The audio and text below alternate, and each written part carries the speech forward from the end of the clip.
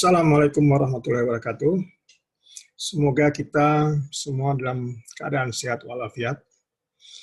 Pada hari ini di perkuliahan analisis dan desain sistem, ya, yang merupakan perkuliahan pertama, saya akan menyampaikan tentang pengantar sistem, ya, bagaimana perkembangan dari suatu sistem. Oke, saya mulai saja ya dengan bahan yang akan saya sampaikan.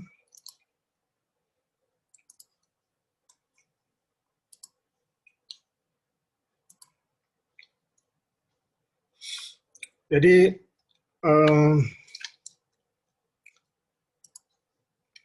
sebelum perkuliahan dimulai, saya akan menyampaikan penjelasan tentang apa isi perkuliahan FK 107, pengantar desain sistem. Jadi perkuliahan ini ditujukan ya untuk mencapai kompetensi dalam menganalisa dan mendesain sistem informasi. Ya, sebenarnya sistem apapun juga ya bisa dilakukan ya. Jadi mahasiswa diharapkan mampu menganalisa dan mendesain suatu sistem. Kemudian kompetensi inti adalah mahasiswa mampu menjelaskan urutan dalam mendesain suatu sistem informasi dan mampu membuat desain sistem informasi secara sederhana dan secara utuh. Kemudian buku yang kita gunakan, ya buku teks yang kita gunakan adalah sebuah buku karangan Alan Dennis, ya, Barbara Haley-Wixom, dan David Tegarden, yang judulnya System Analysis and Design, an Object-Oriented Approach with UML, ya, penerbitnya Wiley, ya, edisi ke-5, atau terserah Anda bisa cari ya. Buku ini tersedia banyak di internet. Lalu materi kita, jadi kita ada 16 kali pertemuan, dari pertemuan 1 sampai 16, lalu pertemuan ke-8 nanti ada ujian tengah semester, ya mungkin minggu ke-4 ya. Lalu pertemuan terakhir, pertemuan ke-16 ada di minggu ke-8, yaitu ujian akhir semester. Jadi isinya menyangkut sistem, ya pengertian desain sistem yang kita bahas hari ini. Kemudian analisa dan desain sistem dalam sistem informasi, perencanaan sistem, desain sistem, DFD dan flowchart, tentang UML, lalu bagaimana membangun suatu ide, kemudian penggunaan CAD, penggunaan Arduino, pengembangan produk, quality product development, lalu ada tugas selama 2 minggu, lalu presentasi tugas, dan ujian akhir semester. Nah, penilaian, ya kehadiran adalah 10%, yang nanti akan dihitung oleh komputer apabila Anda absen. Kalau Anda tidak mengabsen, maka ini hilang, ya nilai ini akan berkurang. Kemudian tugas dan kuis itu 30%, UTS itu 30%, UAS 30%. Kemudian untuk tugas, ya apabila Anda dikenakan untuk melaksanakan tugas, harap dikerjakan sendiri, ya tidak dibenarkan untuk mencontek, mengcopy hasil kerja teman-temannya. Jadi akan kita cek kalau misalkan ada 5 kata yang berurutan sama, ya maka itu sudah pasti melakukan copy dari temannya, dan itu akan kita beri nilai 0, ya. Nah, apabila Anda membuat suatu tugas presentasi, kemudian menggunakan suatu referensi, ya, Anda harus menyebutkan sumbernya, ya. Oke, baiklah, ya. Kita akan membahas tentang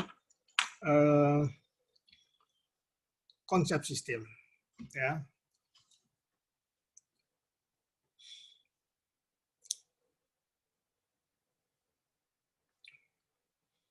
Jadi kita akan membahas apa itu sistem, siklus suatu sistem, dan fasa pengembangan sistem. Apa itu sistem? Ya, kita mungkin sering mendengar kata-kata sistem, ya. Jadi sistem itu banyak sekali kita dengarkan, tidak hanya di surat kabar, di televisi, bahkan di dalam pelajaran pun ada, ya, tulisan atau kata-kata tentang sistem. Jadi definisi dari suatu sistem adalah suatu komponen yang bekerja sama untuk mewujudkan beberapa tujuan, ya, untuk membentuk suatu sistem. Jadi sistem itu bisa juga suatu objek yang telah kita beri batas, ya. Jadi di dalam batasan-batasan itu, misalkan sistem lalu lintas, maka yang kita batasi adalah transportasinya, ya, mobilnya, kendaraan, lalu ada rambu-rambu lintas, jadi banyak, ya. Kalau kita bicara sistem pendidikan, ya kita membuat suatu batas bagaimana pendidikan itu. Sistem pendidikan taman kanak-kanak misalkan, ya kita harus membatasi karena supaya tidak terlalu lebar. Jadi bagaimana masalah bangunan, masalah muridnya, masalah guru, ya itu adalah komponen-komponen yang kita tinjau. Jadi sistem itu adalah sekumpulan komponen yang kita tinjau dan kita batas, ya, memberi batas. Nah, pada dasarnya ya ada 3 komponen utama dalam setiap sistem, yaitu input, proses, dan output. Jadi digambarkan dalam blok diagram seperti ini. Jadi ada proses, ya ada input. Input itu masalah sumber dayanya, masalah lingkungan, ya kondisi saat ini. Lalu output itu apa target yang ingin kita lakukan. Nah, proses ini adalah apa yang harus kita kerjakan agar input yang ada bisa mencapai output yang kita inginkan.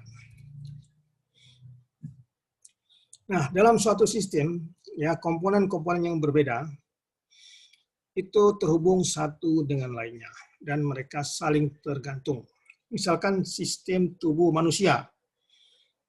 Ini mewakili dari suatu sistem alam yang lengkap, ya. Kita ada sistem tubuh manusia itu ada dari mulai kulit kita, kaki, ya, ada sistem misalkan pernapasan, sistem pencernaan, ya, sistem berpikir dan sebagainya, ya. Juga misalkan sistem politik nasional, jadi ada sistem kepartean, sistem lembaga-lembaga negara, ya banyak sekali, ya, dan seterusnya, ya banyak sekali sistem yang terjadi atau yang ada, yang semua bisa berdiri dengan sendiri, semua ada komponen sendiri-sendiri, ya. Dan ini ada masukan yang harus dikelola untuk mencapai tujuan. Nah, sistem yang dirancang dengan baik ada elemen tambahan yang disebut dengan kontrol, yang bisa mengontrol supaya agar tujuan itu bisa tercapai, ya, agar tujuan tidak melenceng dan sebagainya, ya. Jadi adanya suatu sistem umpan balik yang dibuat agar kita bisa mencapai tujuan, ya. Misalkan dalam sistem pemerintahan harus ada umpan balik, ya, dari masyarakat, dari DPR, sehingga arah pembangunan itu sesuai dengan yang diinginkan, ya. Nah, di dalam siklus suatu sistem, ya, komponen-komponen yang berbeda terhubung satu dengan lainnya, ya. Jadi dalam siklus, nah seperti ini, ya. Jadi siklus suatu sistem itu ada tahap, ya. Yang pertama adalah studi pendahuluan atau preliminary study, ya, di pendahuluan. Misalkan kita ingin membuat suatu sistem IT, kita harus melakukan preliminary study, yaitu tujuan pendahuluan. Kemudian kita harus melakukan feasibility study, ya, studi visible apa tidak, ya. Kemudian ada yang disebut dengan sistem analisis, ya. Kita analisa dari feasibility study, kemudian kita dekati dengan detail study, kemudian kita lakukan analisis. Baru setelah itu kita merancang ya bagaimana sistemnya yang kita inginkan. Setelah itu kita membuat coding, ya coding itu kita tes bagaimana apakah sudah berjalan sesuai yang kita inginkan. Kemudian kita implementasikan, ya. Kita jalankan, ya. Misalkan kita membuat suatu aplikasi, setelah kita testing, kita implementasikan, kita jual atau kita komersilkan. Setelah itu kita pelihara, ya. Kita update, misalkan ada debug-nya, ada permasalahan, kita maintenance. Dan itu siklus ini terus menerus, jadi tidak berhenti. Jadi setiap perkembangan kita harus cek lagi feasibility study, dan ini terjadi pada perusahaan-perusahaan IT, perusahaan konstruksi, dan sebagainya. Mereka selalu melakukan suatu siklus hidup. Jadi kalau kita tidak melakukan siklus hidup ini, kita akan kalah, ya, karena tidak ada pengembangan, ya. Nah, dalam fase pengembangan suatu sistem, ya, ada yang namanya preliminary system atau studi pendahuluan dari suatu sistem. Ini adalah tahap pertama dari siklus hidup, ya, pengembangan sistem. Ini adalah investigasi singkat dari sistem yang sedang dipertimbangkan dan memberikan gambaran yang jelas tentang apa sebenarnya sistem tersebut, ya. Nah, dalam suatu studi awal, biasanya melibatkan beberapa persiapan, yaitu ya misalkan proposal. Kita harus membuat satu proposal yang mencantumkan definisi masalah kita, tujuan studi, kerangka acuan studi, kendala, manfaat yang diharapkan dari sistem baru, sesuai dengan kebutuhan pengguna. Nah, proposal ini disiapkan oleh analisis sistem, ya, dan menempatkannya sebelum manajemen dari pengguna. Kemudian setelah dibuat, proposal ini diajukan ke manajemen, ya, ke pengguna ataupun orang yang meminta kita menganalisa suatu sistem.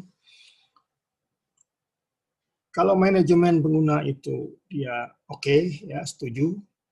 Tahap berikutnya maka kita bisa masuk, ya, ke tahap yang lebih lanjut. Tapi kalau manajemen pengguna ini menolak, ya, misalkan kita minta untuk memodifikasi proposal, jadi itu harus dilakukan. Atau menolak betul, jadi tidak terima, ya, dia akan mencari orang lain, ya, ini juga bisa terjadi. Nah, jadi di dalam preliminary study, ya, atau studi pendahuluan, biasanya berisi tentang identifikasi masalah dan inisiasi proyek, kemudian analisa latar belakang dan interferensi dan temuan apa, ya, itu kita sampaikan, ya. Kemudian setelah itu ada yang disebut dengan feasibility study. Jadi kalau tadi proposal yang kita buat dalam studi pendahuluan diterima oleh manajemen, tahap selanjutnya adalah memeriksa kelayakan sistem. Jadi kita harus cek kelayakan sistem, apakah layak atau tidak. Jadi diuji kemampuan kerjanya, memenuhi persyaratan berguna, penggunaan sumber daya efektif, efektivitas biaya, ya. Jadi tujuan utama, ya, studi kelayakan ini bukan untuk memecahkan masalah, tapi untuk mencapai ruang lingkup. Kita bisa mengenal sistem tersebut secara lebih lengkap, ya. Dalam studi kelayakan, biaya dan manfaat diestimasi dengan lebih akurat untuk mengetahui return of investment. Jadi kalau orang ingin proyek ini berguna, tentu dia akan mengeluarkan biaya dan juga harus dihitung apakah biaya tersebut bisa kembali, apakah bisa memberikan keuntungan. Kemudian juga di dalam feasibility study juga ada penentuan sumber daya apa saja yang diperlukan untuk menyelesaikan proyek. Kemudian hasilnya adalah laporan kelayakan yang diserahkan ke manajemen, kemudian manajemen mungkin dapat menerima atau meminta untuk modifikasi. Nah, ini manajemen bisa untuk menerimanya, maka sistem bisa berjalan lagi. Kalau ditolak ya kita harus memperbaiki. Oke, ya untuk slide saat ini sampai di sini, kita akan berlanjut ke slide berikutnya.